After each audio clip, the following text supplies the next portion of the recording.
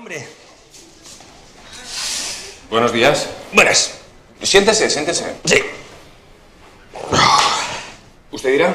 Pues sí, mire, estoy escribiendo un libro, pero mis personajes se niegan a hacer lo que yo digo. Psiquiatría está en el piso de arriba. Muy bueno, muy bueno. Mire usted. Cuidado. Sí. Escúcheme, sé más de su vida que usted mismo. Por ejemplo, sé que de quien está usted verdaderamente enamorado es de la mejor amiga de su mujer. Y también sé que ella está enamoradísima de usted. ¡Ah! Eso no lo sabía, ¿eh? ¿Pero cómo? Si Virginia me ha dicho que no. Pues miente. Virginia me lo está confesando todo para un libro. ¿Que Virginia le está haciendo qué? Escuchen, ella le quiere. Sí. Usted la quiere.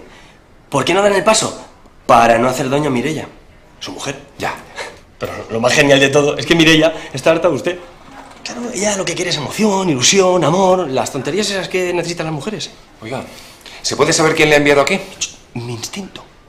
Yo soy escritor y tengo un libro cojonudo, pero Virginia se empeña en joderme el final y no puede ser, porque ella tiene que acabar con usted y no con el capullo de su jefe. ¿Con quién? ¿Con quién? ¿Con el de la melenita? Ese. Así que déjese de pamplinas y vaya a buscar a Virginia. Además, su mujer lo está deseando.